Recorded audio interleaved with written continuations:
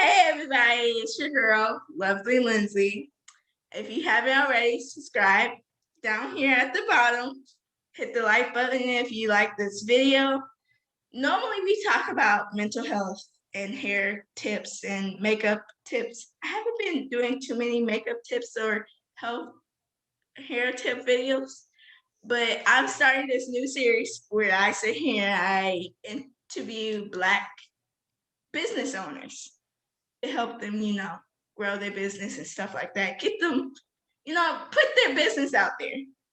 So, hello, Taylor. How are you? Hi, how are you? I'm doing good. So, Taylor is the first entrepreneur that I'm interviewing on my channel. Me and Taylor have been friends since 2005, right, Taylor? Yeah, practically since elementary. Yeah, since elementary. Dang, we old, Taylor. We are. Too old. So, but how are you? I'm doing fine. I'm doing well for the most part. That is good. So what is your business that you're trying to open? All right, Or you're well, trying to do? okay. I have many businesses on my mind right now. Like I want to do like almost everything. But what I'm currently trying to start up as something simple is that I want to open like a cake patisserie, you see. And what a cake patisserie is, it's like a French patisserie, but instead it's only cakes and tarts that are mostly French based with like my own twist. Ooh. Okay, y'all. I must warn y'all. Taylor is a very good cook. Okay, like whenever I want some desserts, I'm going to Taylor's house. Like I'm calling Taylor. I'm like, I know, and she's gonna be there. Yeah, and I'm always eating something when I go to Taylor's house. Like my mouth is not like if there's something not in my mouth while I'm at Taylor's house, there's something wrong with that picture. Like, we'll be like, wait a minute, pause. Where's the food at? Tripping.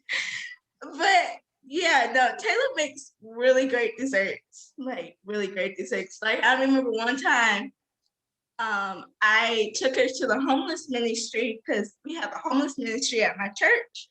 Oh, I remember that. And I took her to help out. And yeah, Taylor decided to make a cake. I don't think that cake made it to the homeless. Because I can and then I was like, Lizzie, that's what I'm no, it's not, it's for me. Back up my business. She was smart. Taylor was smart that day. She brought two because she knew there was nowhere else. She was about to just make one cake and not give me one. Like, we were gonna fight that day if she did. But yeah, so she got a couple of people, ended up ordering cakes from her, and she got some business from that. Because Taylor, like I said, Taylor is a really, really good cook. Yeah, I fully remember that your pastor wanted me to make him like this gigantic square chocolate cake. It could barely fit in my parents' oven. That's how big his request was. Pastor P is crazy. Don't get me wrong, I love Pastor P though. I need to call him. Yeah. But yeah. And Taylor makes these. Taylor, she makes these delicious French macaroons. I remember every year for my birthday, she had to make me French macaroons. That is only what I'm requested to. 3 weeks before my birthday, like, Taylor, you know what I want for my birthday? She's like, gee, let me guess. She wants some French macaroons. You know me so real. Yep. So what? Hey, wait a minute. I didn't get any this year. What happened? I just thought about that. You were out of town so much. Oh yeah, I was. Wait, y'all. Look. the last couple of years, before pre-COVID, you could not catch up with me. I was always somewhere. Like I was either in Florida, I was going to California, I was going somewhere. But it's never too late, Taylor. No, I'm sorry. I'm sorry. Just realized that. I was like, wait, hold up. I ain't got no fresh macarons recently. Hold on. Yeah, I have a feeling if you tried my macaroons now, it will be a lot more elevated than what you're used to flavor wise. Because I had to sacrifice a crap ton of money to go to Chicago to a baking school so I could give people the best that I could. Yeah, I remember your dad telling me that one day I was at work because he was there. And I walked up with him and I go, hey, Mr. Wilson, tell your daughter the next time she ignore my text, we are going to square up. I'm sorry. I was busy. Like, we are going to fight. Like, my manager goes, did you really just walk up on this man and tell him you were going to buy his shop? Yes, because I will. And he knows I will. About to go full mafia on my tail. Like, your dad was just like, well, let's not do that today. I was like, okay, well, just let your child know. Next time she ignore my text, I'll pull up. So don't be surprised when she sees Lindsay running for her front door. Because she's like, he wanted to ignore another one of my texts. Oh, Lord. Yeah, it was, yeah. And then he was like, well, and that's when he told me that she was about to go to baking school in Chicago. I was just like, oh, I have a cousin in Chicago. I should link. I'll see if she's still there, so she can at least know someone when she goes there, and she can show her around and stuff. I ended up calling her as soon as I got done talking to your dad. She told me she moved to Canada, and I was like, what's in Canada? Like, what is in Canada? What possessed you to move to Canada? Of all places. I was like, well, it's a new place I can go visit. But what made you want to open your own bakery? Well, all my life, I've actually been like I was born with very long fingers, and of course my parents, wanting to keep their children open-minded and talented, they initially want me to be a musician. And for a while that's what I thought I wanted too. But when I was at my grandma's house or just here at my dad's house, I would always ever since my dad taught me how to make chocolate chip cookies, I was just always amazed at how something is just written down and in the right ratios that it just produces a cookie that that rots my teeth, but is really, really good. And so fast forward to college years, I went to school, I did music for a while, but I always miss the idea of baking. And I was watching all these YouTube videos about owning bakeries or having a restaurant and so forth. That eventually I realized that cooking and baking to me, it was more of a passion. And even though I love music, I liked baking a lot more. So after school, I just, instead of applying to jobs for music stuff, I just applied to these random restaurants, but I had no experience. So I pretty much had to write letter after letter after letter after letter, being either a host or a prep cook or a line cook in some form or way, just so I could finally get in the kitchen and learn some things. And I finally did. And then I got multiple baking jobs. And boy, it was a lot, but it was a lot of fun. It was a whole lot of fun. Let me tell y'all, Taylor used to text me sometimes and be like, "Hey, you want to try this recipe?" Me, what kind of question is that, fam? Like, I did not get this fact by not eating. So I just be like, yeah, sure, baby, come over. And then I'll go into my parents' room and be like, hey, Taylor's about to place your food on me. So yeah, fair warning. And two, no, I'm not sharing. Like, don't ask. I am not sharing with you. But somehow they will always get the treats because Taylor was sharing. And I'd be like, who said I wanted to share with them? I didn't say that. I didn't say they can't have any. When did those words come out of my mouth? Never. Hardly ever. They Hardly never, ever. ever did they ever come out of my mouth. Yeah. But no, yeah. Oh, those little Fosters she made me, those were so good. Well, I'm glad you liked them. I really I tried have. not. I have your pans for you, by the way. I need to bring them to you. I tried not to eat them all at once. Keyword try. Keyword. Successful. I was successful. But it was very hard. I'm glad you enjoyed them. Can't wait to put them up once I get that. Can't wait to feed more people with them. Yeah. My neighbor liked them too, and so did mom. The vet liked them. The vet. Yeah, the vet came over one day. Oh, she came over on Valentine's Day because me and her had a sister Valentine's. Since we're both single, Aww. we just hung out on Valentine's Day. And she came over. She every time she comes over, she likes to go in the fridge.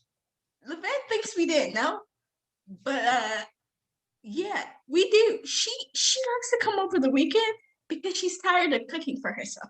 So just sit here and wait outfit for her on the weekend. So yeah, she liked them too. So you said you've been baking since a child? Yeah, I have. That's been my whole dilemma growing up. I just been like asking my late grandma to like I would just beg her to like, please grandma, let me cook something, let me bake something, let's bake a cake or something, let's do this and that. Some days she would be hesitant to do so, but other days she would easily oblige, you know. Yeah, see, And that's as not me though. I don't like cooking. I don't like baking. You, the only time I'll never forget one day, I was maybe 24 and I walked in my mom's room and I go, I'm hungry. And she goes, well, go fix yourself something to eat, like your grandma.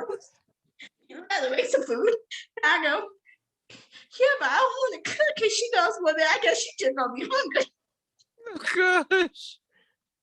And I was just like, a mother to say that to her own child. That's so rude. I was so I, hurt. I, So, I'll give you like a very good pound cake recipe. yeah, no. Taylor, you coming over to make it? Yeah, I'll buy the ingredients. But are you coming over and make it? Because I'm saying, well, I ain't making no pie. I ain't making shit. I literally, but if I can't stick it in the microwave or the oven, that's it's just not going to be done. Yeah, remember that one time you asked me to come over to make a carrot cake for your mom's birthday? Oh yeah, yeah, that's right. We had fried chicken, mac and Yep. cheese. Green? Did we have greens? I think we had greens. We had a real But soul food dinner. I think it was my mom's birthday. And I go, Mom, I'm gonna cook you dinner for your birthday. And my mom goes, "You gonna do what?" And I go, "Yeah, I'm gonna cook you dinner for your birthday." She goes, "Oh, this I got to see because she don't cook." I was just like, how rude. And then when you came over, she was like, "See, I knew you had a trick up your sleeve. I knew you weren't gonna was like, I cook sometimes. And she, and you know what she told me? She was like, sticking something in the oven does not consider you cooking. And I go, so what is that? Like, that's not cooking. What is it? It's called warming things up. Oh, yeah, that's what I do. I warm things up. Yeah. So what made you fall in love with making desserts? Short answer, sweet tooth. That's all I could say. Yeah, yeah. If you could collaborate with anyone, and with any chef, who would it be? Whew.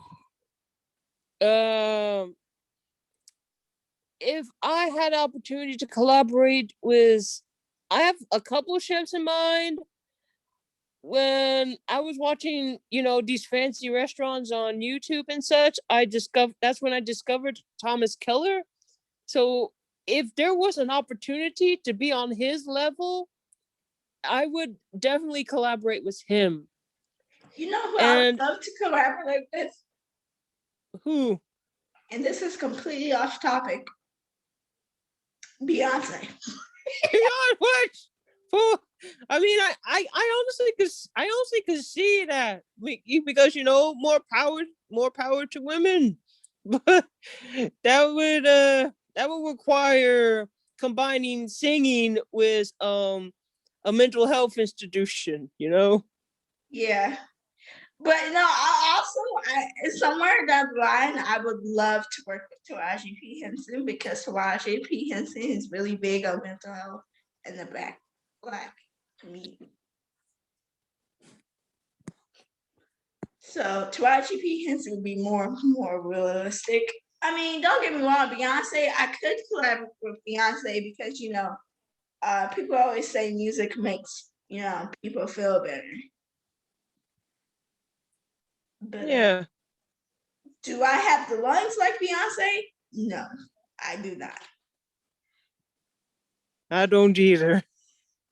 I mean I can sing a little something, but I ain't nowhere on Beyonce's level. So 2020 was a crazy year, right? Yes, it was. How do you think it affected people's mental health? Well, I could tell you a little bit about how it affected my mental health.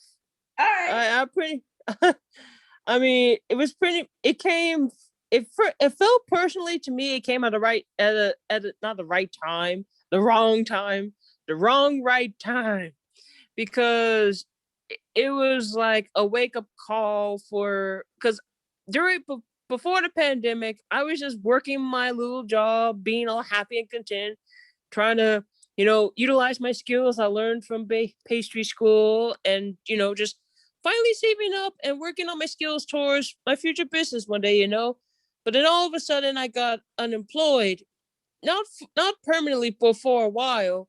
But during that while, when we were getting those unemployment benefits, it was very difficult to try to save up for living expenses and trying to save up for a business at the same time. So, in terms of that affecting my mental health, I felt like confused and sad and slightly even more depressed than I normally was. Like, I was just borderline depressed because I was like, why now, of all times, did it have to come to me to where I can't do the things that I love anymore? And it Yeah. was like that for a long time. So, and I believe all of us in some way were mentally, physically, or emotionally affected by all of this. So, Yeah, I've, I know. It was hard for me. It was real hard because a lot of people don't know this, but in 2018, yeah, maybe 3, 4 days. I think it was no, it was 2 days. 2 days before 9/11, I tried to. dude, Yeah, 2 days before 9/11, I tried to commit suicide. Yeah, you told me about that. And, it was a very dark and hard place I was in. My parents and my sister didn't know I was that. I'm not gonna say that I was that depressed. They didn't even know I was depressed like that. Like, cause I was still faking it, acting like regular Lindsay. It was, it was hard on them to know that I had been struggling that bad to the point where I tried to like it was to that point where I tried to take my life. And going through that, I eventually found out that I was bipolar. I had depression. And then, I started taking the meds, but that didn't like the way the meds make me feel, so I stopped taking them. But I kept going to therapy and talking about things and figuring things out and dealing with the things that I went through, because I went through some pretty traumatic experiences prior to my attempt. And it was just Yeah, it was hard. So, when 2020 came along, it was like I got back into that state again. And thankfully, people be more aware of when I'm faking it, because they start to once they found out about my tip, they started noticing maybe she was faking it, and started noticing the signs of when I am faking it. So I started faking it again in 2020, right? So everyone was like checking on me, calling me constantly, like, hey, I need you to be okay. And so 2020 definitely was, it wasn't bad as 2018, but it was rough because I also ended up losing someone that I went to high school with to suicide, mm, and in August. And that's when I decided to get a YouTube channel, and was like, I don't want to sit here and get another phone call saying that I lost a friend to suicide. I I don't I don't want that. So I said, you know what? I'm gonna start being a voice for those that don't have a voice. Like, it's okay. It's okay not to be okay all the time. It's completely okay. No one says you have to be okay all the time. Because quite yeah. honestly, it is exhausting being okay all the time. And I started the channel. I haven't been posting like I should, but I'm gonna start posting more and letting people know, hey, I understand. I get it. I've been there. I know 2020 was a hard and tough year for us, but we gotta sit here and we gotta push through. Cause growing up, I was always told what you go through is not for you. It's for you to help someone else. That is 100% true, and I could almost everything you just said. I honestly related to, and it's kind of like this mindset to what will push a person that far is usually because in 2020 everyone's affected, but in a person's individual body, in their own individual mind, is like they are the only ones suffering, but in actuality the whole world is suffering because of this pandemic. And Right. I And guess right. And that's why I'm just like, I I sit here and I get it. And I also understand, suicide is not the answer. Yes, it takes the pain away from you, but it also puts the pain in somebody else. You know mhm, what I'm saying?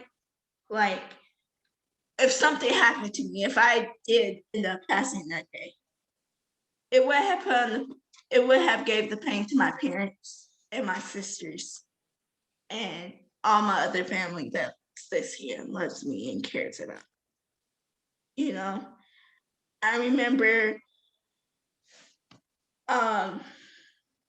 talking to one of my aunts, and she had posted something on Facebook, and I just told her, I was just like, yeah, you know, she had posted about the suicide awareness line. I was like, you know, I'll share that. You know, I want people to reach out. Heck, if you can't reach out to them, if you don't feel comfortable talking, you know, to them, you can always reach out to me. I have no issue with that. You can sit here and call me at 3:00 in the morning.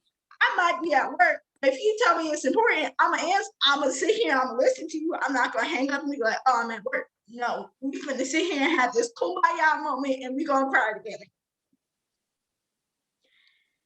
And so I was telling her, you know, what I was going through, and it it it hurt her. It really hurt her. She was just like, I didn't know you was going through that. I thought you know, you was having a great life in Georgia. And I was like, don't get me wrong. I did have a great life. And my parents were very great to me. It's just some of the things that I went through weren't okay. And I wasn't okay with it. And instead of talking about it, I just bottled those emotions inside. And it finally just bubbled over, and I just couldn't take it anymore. She was just like, well, you know, if you need me, you can reach out to me. I was like, I know. And she was just like, but who else knew about this? And I was like, my sisters. And she was just like, wait a minute, I see Lori at least 3 times a week. I was like, yeah, I told them not to tell him. Like, you know, like, and then they were like, and I was just like, and that's something they're not gonna tell anyone, even if I gave the permission, because that's hard. Like, it is hard to know that your sibling was so low in her life that she sat here and she felt like she was better. Like, she sat here, she, you know, like, that's hard to deal with. Like, that is really hard. So, yeah, 2020 was a wild year. Yeah, well, hopefully 2021, with the vaccine being distributed, that at least the majority of what has happened, it will help all of us to get stronger, I suppose, and in future down the line, you know. Yes, I promise you, I'm getting the vaccine. I cannot sit in the house for another goddamn month. Like, I was just talking to some girlfriends the other week. I was just like, look, we're gonna go to Tennessee for the weekend. We're gonna have a great time. Like, I'm tired. We just gonna get tested together, and we're sitting here, we'll do social distance activities, but it's just gonna be the three of us, and we just gonna have a great time. Like, cause I need a vacation, guys. I need a vacation. Me too. I need. Why do you think mental health is looked at as a bad thing? Why do I personally think it's seen as a bad thing? Yes. Well, I mean, I don't see it as a bad thing to be aware of mental health. And please don't use this against me. This is my opinion. I am not an eligible psychiatrist by any means. But I believe to the majority who see mental health as a bad thing, it's generally because sometimes is used as an excuse in their eyes anyway. Because like when you go to a doctor or something and the easiest thing they could do to you is either give you surgery or prescribe you with something. But your brain, you see, the brain is where your mental health is believed it is, but it's more like the thoughts of what you're going through and the emotions of what you're going through, and your brain just helps you understand what emotion that has happened to you in that particular moment. So it's easy to just write up something that's like, oh, you're probably just stressed out and your brain is just like shutting down or something. Or like, we could just easily give you this. Or a psychiatrist would be like, oh well, you know, how about you just do X, Y, and Z and just call it a day? Like, hardly any of them take it seriously because, like I said, it's often seen from their eyes an excuse, but in reality, if left untreated, it could lead to emotional damage or physical damage, whether to be the person having it or to the person near them. So I believe we should be more aware of mental health because if left untreated, it could actually cause more damage than just something you can't heal. Because you could heal a physical wound easily, but mental health is something that takes time and to recover. You need a lot of love and support and the right amount of help. People actually care and wanting to listen to you.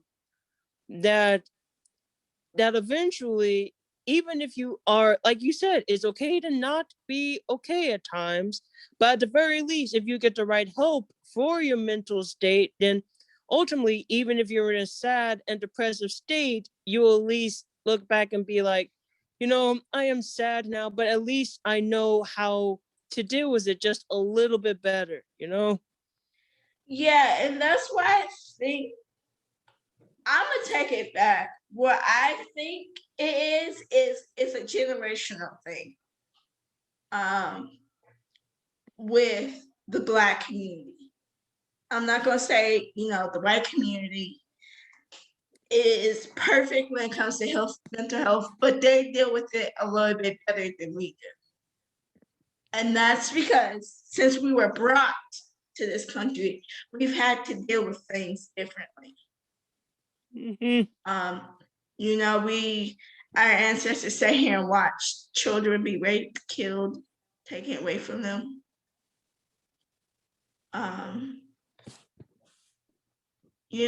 Like it was just a lot of things that we were sitting here going through, and we sat here instead of talking about it, we sat here and we just bottled that anger up and bottled it in. And unfortunately, we just passed it down, those bad habits down from generation to generation to generation to generation to generation to generation to us. And thankfully, our generation is like, no, that's not how we're doing things anymore. We're going to do it like this. We're going to do it different. We're going to sit here and we're going to do it better than what our parents did. We're going to try harder. We're going to sit here and we're going to figure out why. And we're going to take care of ourselves physically, financially, and mentally. Most definitely mentally. And I think, we have to start with the younger generation. And I say the younger generation because I'm not going to say it's too late for the older generation, but it's going to be harder to work with them and get them to understand mental health is real. It's not an excuse. It's real. It's the real thing. And I'm not gonna say it's an easy thing to talk about because it's not. It's not easy to talk about what's happened. It's not. There's some things that I've been through that to this day I still yet to have a conversation with my parents about it. Hell, I don't even think I've had a conversation with my sister about it. Like, Dude. like this just so I'm not gonna sit here and say, oh, they're horrible. And no, I completely understand. Traumatic experiences, it's hard to talk about. It's hard to sit here and say, this happened to me. This is how I feel about it. And it's not okay. Like for a very long time, I blamed myself for the things that happened. Which, yes, in a way, I am at fault. But when you say certain things, it should be no more. Like when you sit here and you say you know because you don't want to do something, it should be the end of it. You shouldn't be pressured. You shouldn't, you know, like it should just be no and move on. I 100% agree. And you should talk to someone. Like, even if one therapy doesn't work, like go to another one that finally gets you and is actually really invested in you. That Actually, way, I have been trying to go to therapy. like I have, huh? multiple therapy. No, I was going to this one therapist and I really liked her, but she didn't take my insurance. What the? So I had to stop going to her and I ended up getting a new one. I kind of like the new one, but I don't like her too much. And then I ended up not having that insurance anymore. So then I just stopped going completely. And when I started working at Amazon, I got insurance again. And I've been saying I'm gonna do it. I've actually gone to a couple of shared sessions with this one lady, and I like her. And I'm considering going back to the one that I used to go to when I was in middle and high school. Only because, like I said, I was going to him when I was in middle and high school, so he knows me. Like he knows. I don't have to sit here and explain why I did this. He already know why I did it because he knows Lindsay. And plus, he was also treating me for my ADHD. So when I sit here and add something else into it, he's gonna be like, "Yeah, I saw signs of that, but I didn't want to say anything because I didn't know how it was going to be perceived or how it was going to be taken."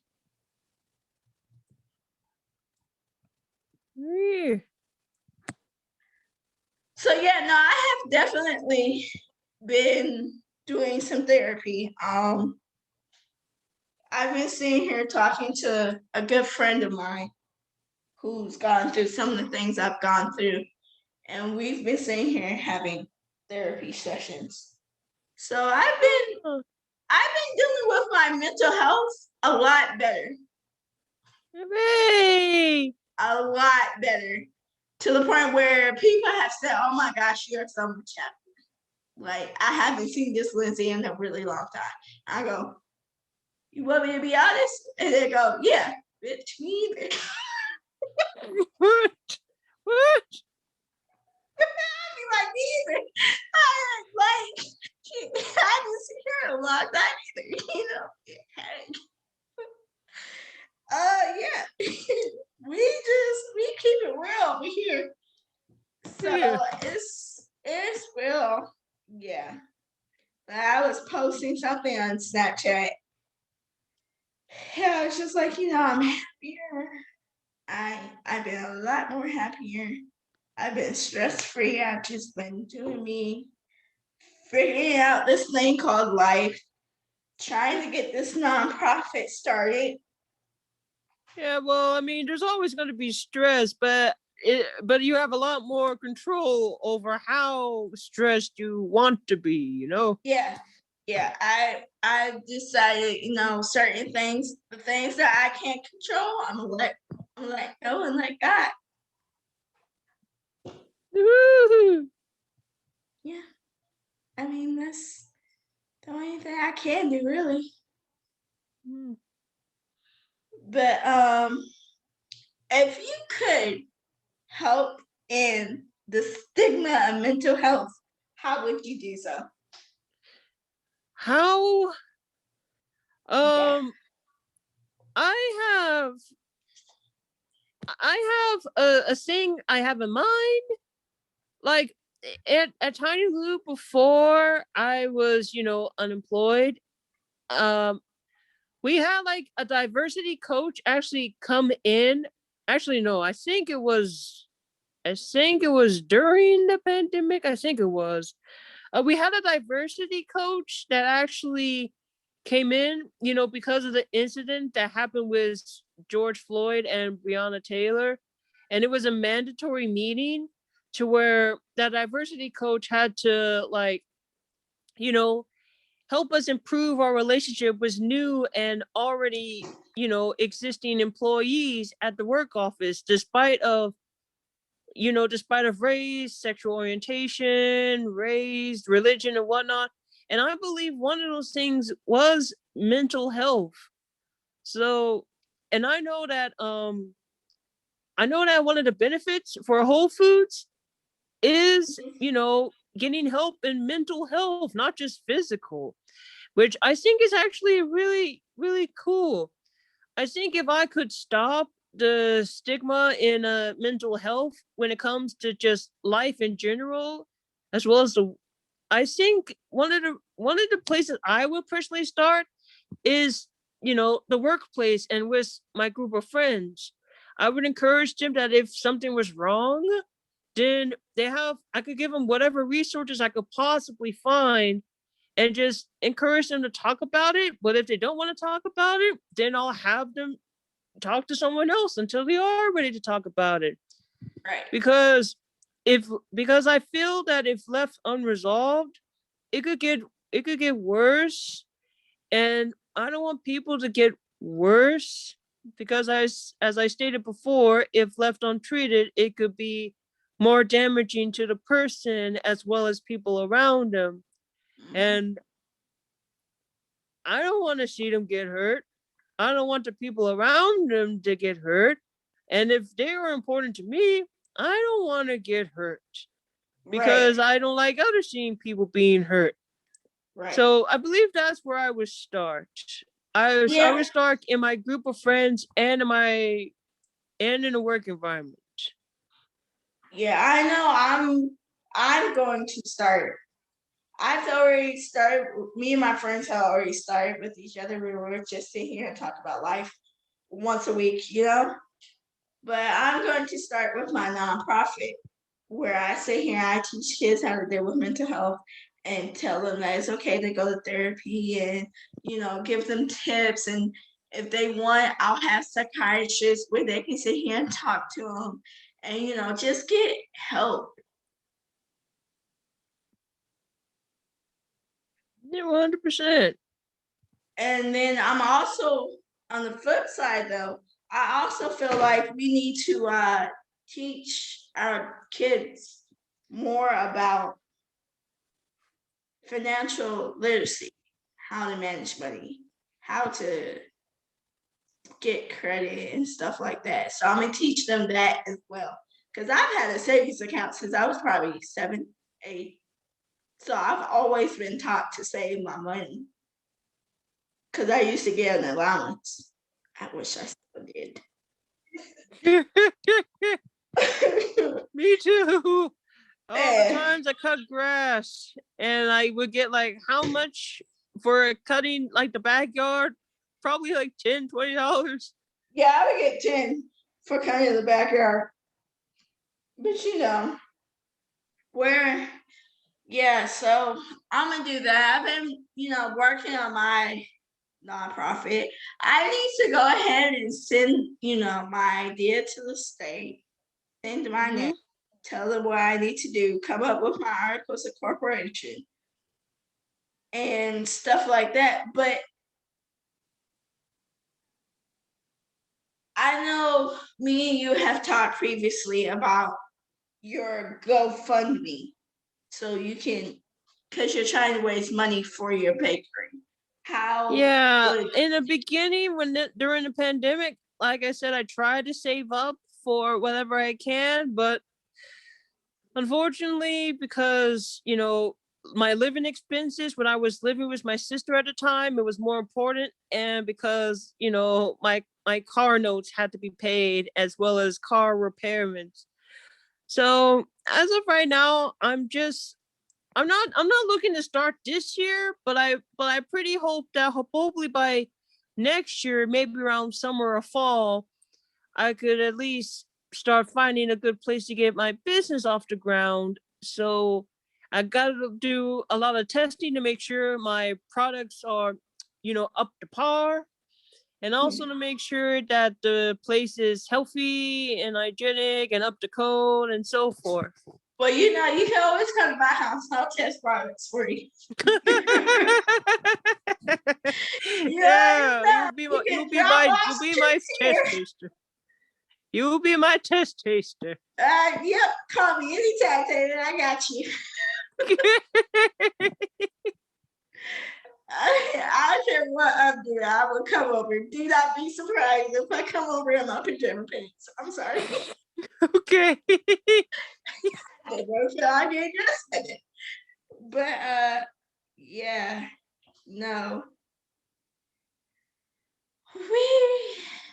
Yeah. Well, it was good talking to you. I had fun doing this interview. So did I. I had a lot of fun today too. Got a lot of feels, a lot of emotions, but overall it was very fun.